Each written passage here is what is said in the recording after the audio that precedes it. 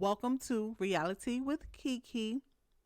I'm your host, Kiki, and on this channel, we discuss reality TV, celebrity gossip, and viral topics. Please be sure to like, comment, and subscribe if you like our content. You can also follow us on our Facebook page. A link will be in the description box below, and we also have it linked in our bio.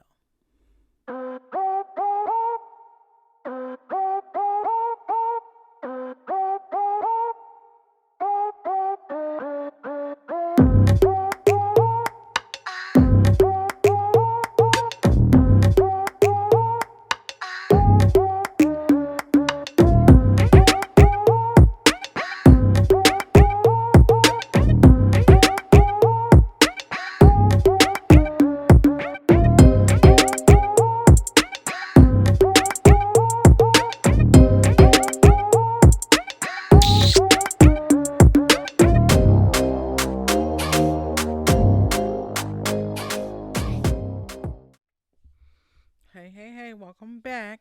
So, Love and Marriage Huntsville. We start off this episode with Tisha. She's still in therapy, and during her session, the therapist says, in order for you to defend him, talking about her husband, you have to be absolutely sure that what basically other people are saying is a lie. And Tisha agrees, and the therapist is like, okay, so what's your method of determining that what other people are saying is a lie? Now, they're referring to rumors of side babies or him cheating and things like that. And her response is, I'm a smart girl.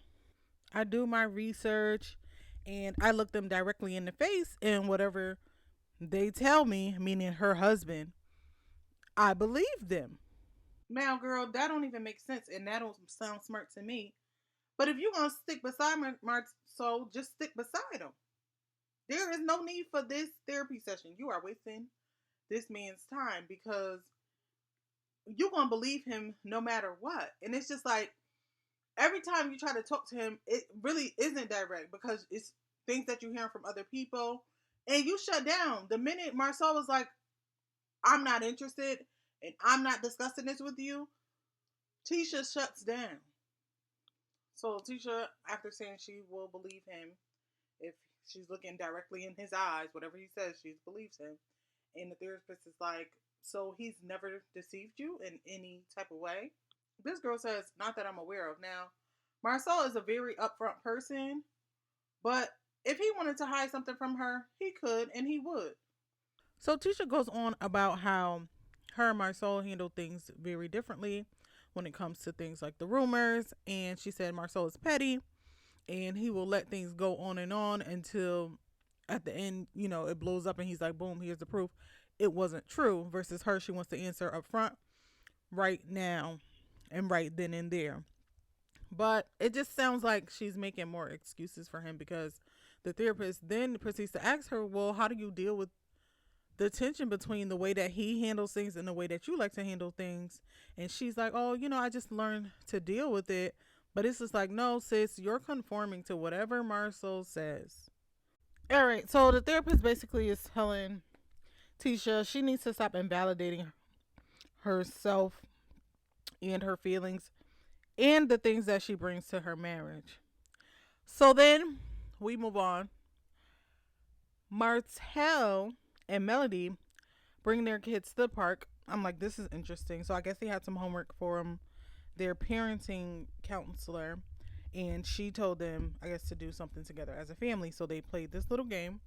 I was just surprised that they weren't arguing. I'm like, maybe y'all need a third party mediator because every time y'all around each other, it turns into something bigger. But it actually turned out to not be so bad because they were having discussions as a family with the kids and allowing them to ask questions and discuss their thoughts on their parents divorcing. Like, of course, they're not happy about it. Um, but I think that they still have in their mind that, like, this can work itself out and, like, one day again mommy and daddy can be friends and they can be married again, and The look on Melody's face, she's just like, absolutely not. That would never happen again. I don't know where you're getting these thoughts from, but it's not going to happen. So this is where the tea spills. Uh, the oldest daughter asks, "Do you guys have any secret crushes?" And Martell is like, "Yes, I have one. I'm not gonna tell y'all." And then he like, "Oh, you guys are my favorite crushes, right?" So the second to youngest daughter says, "I know who the crush is. You were walking with her and you got in the elevator with her." I said, "Oh." She said, he said, "Where did you see that? You saw me with a woman in the elevator?" She said, "Yeah, I was with mommy." I said, "Oh, so you've been caught out." And then he had the nerve to say, "Oh, I just feel like, kids shouldn't be exposed to certain things, for you to paint their father in a certain light." No, you painted yourself in that light. You were with that woman, you were cheating with that woman, whether she saw it that night or whenever that was, or she found out a different time that you're a liar and a cheater. You did this yourself. This is your character.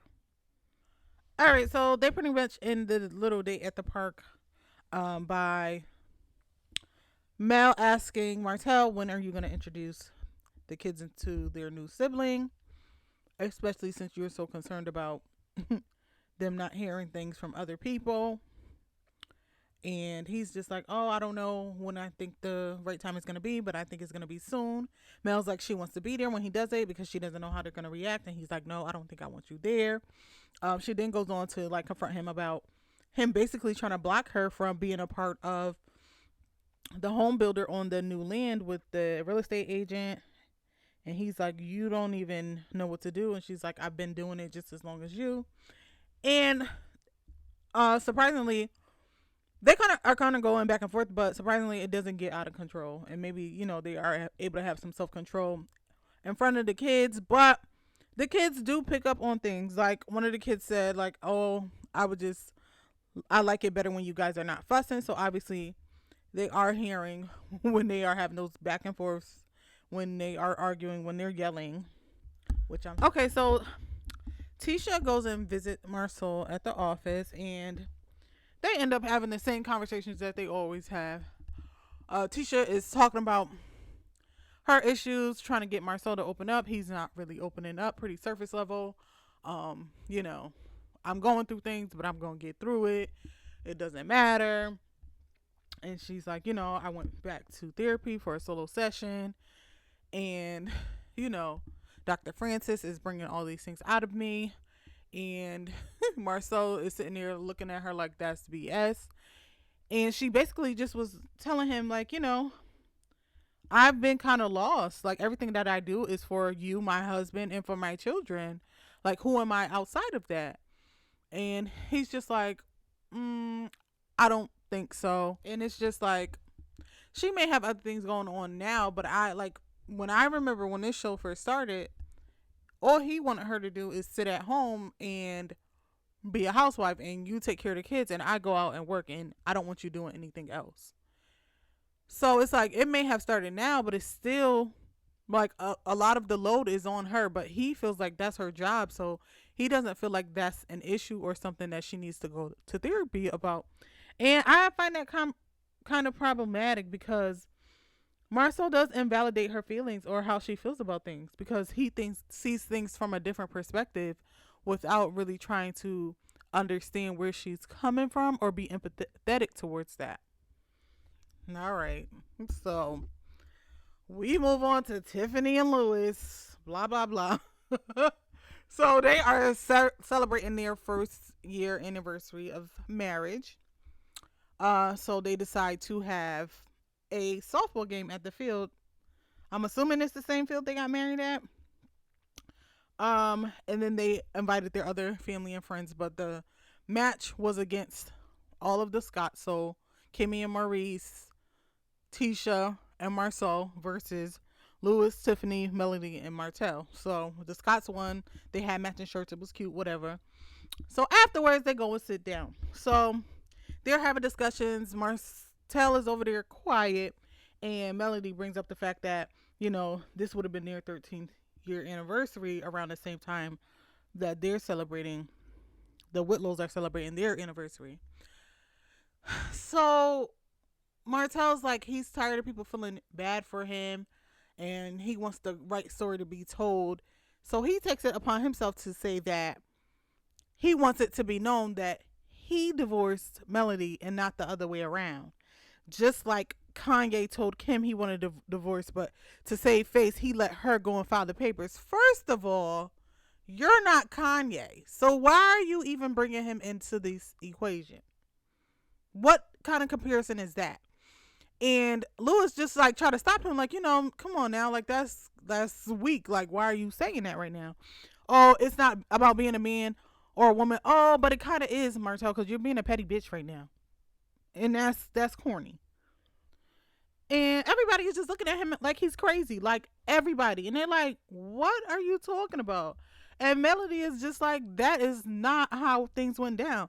And I'm trying to figure out why he thinks that story is going to be believed, being that you are the one that stepped out on her, you are the one that had a baby on her, and you are the one that still tries to say, like, oh, there might be a chance that we could get back together. Oh, you didn't even give it a chance. Oh, you didn't give me another chance.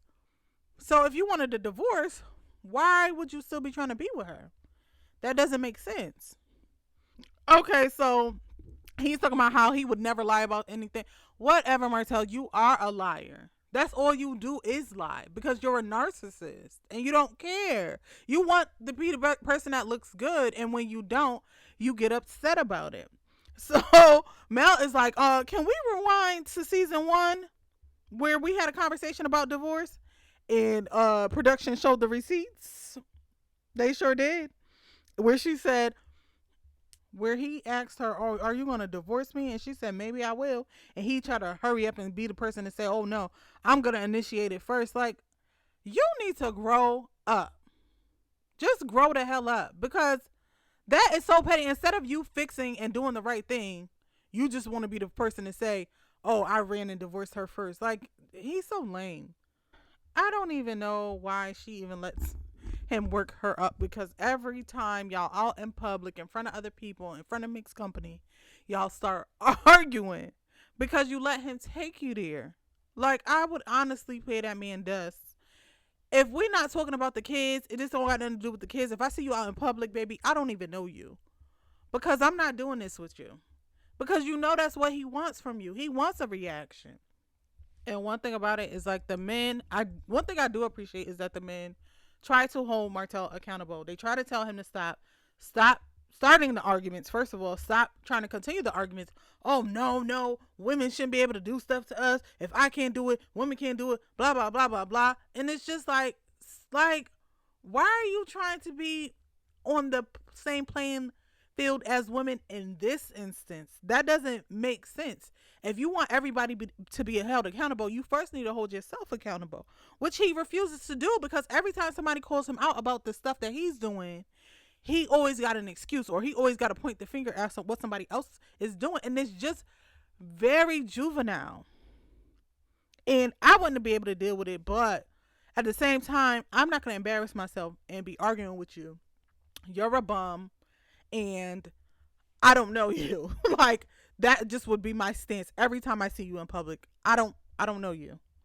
All right, so Marcel and Tisha had dipped off because they had to handle some things with their charity stuff. They have this race coming up, but they came back to finish celebrating. So after, at this time, it's already been after the argument between Martell and Mel, and the guys had took Martell outside just to separate and for things to cool off. So Tisha comes and sits back down, and she's like, "Oh, I texted everybody about the race." And she said in the beginning of this episode, she said they usually have people sponsor, volunteer, run the race, whatever it is that they wanted to do. So for some reason, she thought that this was the perfect time to confront Kimmy and Tiffany, who is new to the group, about them not responding to the text message about the race. So Kimmy's like, "No, I didn't respond to the text message, but I did send you a different text saying that I signed up to volunteer. So I'm like, well, what is really the big issue? And why do you think that this is the appropriate time to bring this up? Like, they just dealt with a big blow up argument. Now you're trying to confront Kimmy and Tiffany. This is supposed to be a celebration for Tiffany and Lewis. And even though I'm kind of jaded by them, this is their anniversary. Why are y'all bringing drama here? So Kimmy feels like, I should not have been in that group text because I always support there was never an issue. I don't need reminders. So why are you bringing this up? So we go along because Kimmy is just like, well, this is how it's always been. You called me, we had a conversation, blah, blah, blah. And why didn't you call me this time since you felt like it was a problem that I did not respond to the text message? And Tisha was like, well, why you never call me? I always do the calling. And Kimmy is like, I'm not a big caller. And I understand that. First of all, I like Kimmy because she's a grown woman, right? She's always real about the situation. I am also not a big caller, but I will pick up the phone to talk to, my friends, my family, whoever. I will text you over calling. But the point of the matter is, Tisha, you have a problem with this. And Kimmy is just like, okay, what is the issue? Get a better understanding. And basically, Tisha was like, I'm talking to Kimmy. Like, y'all need to mind y'all business. I'm talking to Kimmy. I'm talking to Kimmy. And it's just like, girl, you're addressing it in front of the group. So if you had an issue, again, this should be a separate thing. You're the one chanting out how communication needs to happen and going to therapy and everything like that. And obviously, it's not working for you because you trying to pull up on your bully, but then you don't want to say what it is that you have an issue with. What's the real issue here? Because it's not making sense to anybody. Everybody looking at you crazy. And I'm like, this the first time Tiffany is saying something that I agree with. She was pretty quiet and didn't really have much to say during these scenes or anything inappropriate that would offend anybody. But she was just like, this is not making sense. But that's how the episode ended. It was a little spicy. I think next week is really going to turn up, so I'm excited to see that. You guys let me know down in the comments how you felt about this episode, and I will speak to you next time.